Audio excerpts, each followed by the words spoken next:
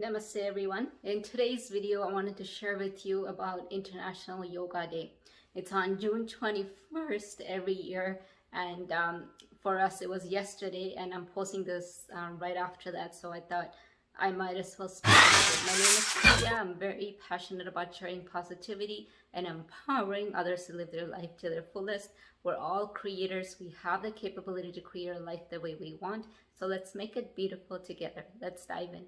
So International Yoga Day is June 21st of every year.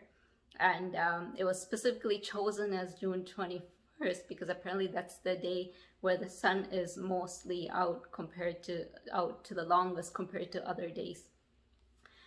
However, how was it introduced? So in 2014, the Prime Minister of India actually spoke and proposed this to the UN, where 177 countries actually agreed upon this proposal and supported it, and therefore UN accepted it in December 2014.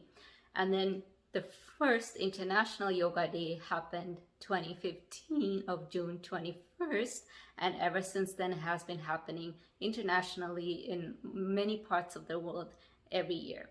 So why is yoga important? So even though this was introduced as the International Day, as a celebration to bring awareness to yoga, to well-being, to wellness, both mentally and physical aspects, but the actual yoga was discovered many, many centuries ago. It's from ancient times. The Vedas have it. The temples, if you visit, there are poses of yoga everywhere in Hindu temples. So if you look at it, it's been introduced many, many centuries ago. Some even say it was introduced by Lord Shiva. However it is, people got to know it I would say around 5,000 years ago at least. I could be wrong, that it could be from before that, but based on what's written, about 5,000 years ago, when people started knowing about it, and regular people, and therefore most of the Indians then started to pass that great knowledge to the West as well, and the West adapted it. So people like yogis like Paramahansa Yogananda, they traveled to America, they traveled to Western countries to pass along the knowledge and really encourage people to practice these yogi methods to empower, to really connect yourself within yourself and find enlightenment. So yoga is really the connectivity of mind, body, and soul. And a lot of people nowadays practice it as exercise, a way of relaxation, a way of well-being, which is true. It brings all that.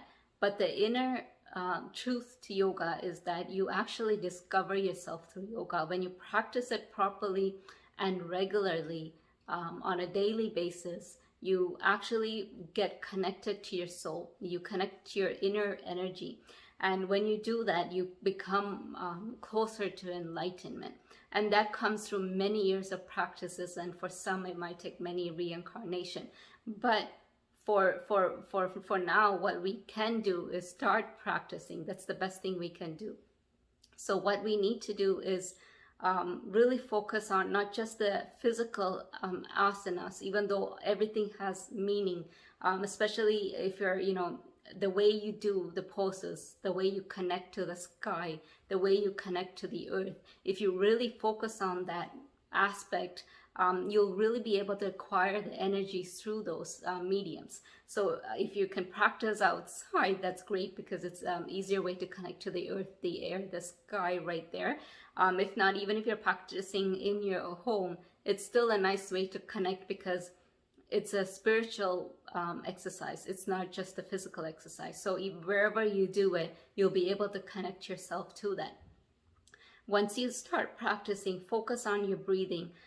The breathing, the flow of your asanas, the way your energy is flowing. When you start really acknowledging and noticing all these things that are moving within you and around you, you will slowly start really getting in touch with your inner self. And that's the whole purpose of yoga. But you can also just do it as an exercise and a way to relax yourself, and way to strengthen and bring flexibility to your body. You can focus on that physical aspect as well, but it's a really great way to really build yourself spiritually if you focus on it in a spiritual aspect.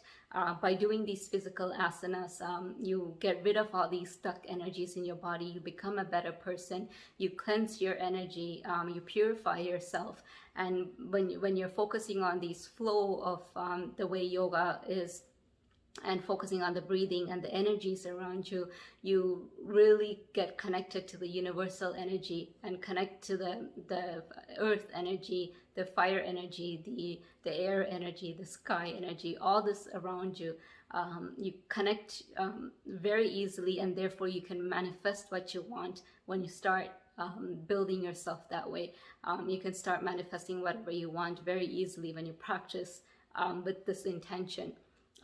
Beyond that, it's important to keep practicing, but also practice meditation with the yoga. So most of the times back in those days, the yogic, they practice their asanas and then they sit still. And having that moment of sitting still, being in that stillness, is very important to connect to your soul and really get any enlightenment, getting closer to enlightenment, and getting any information from whatever's recorded in your soul. So all these things are just techniques that you can use, but the first step is to actually start doing the yogas.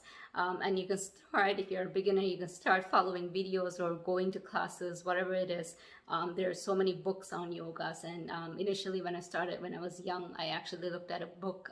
Back then internet wasn't big, so I actually looked at pictures of the books and read it and did some asanas.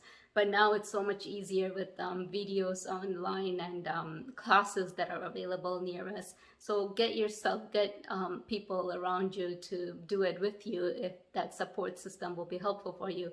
But otherwise, start doing it. Start doing it little by little, doing a little bit of flexibility type of exercises, and really moving your body and getting aligned with all that energy. I hope this video was helpful for you. If it was, please click the like button, share this video with others. If you're new to my channel, please subscribe and click the notification button, as I'm very determined to creating weekly videos for you guys to empower you to live the best version of you. Until then, namaste.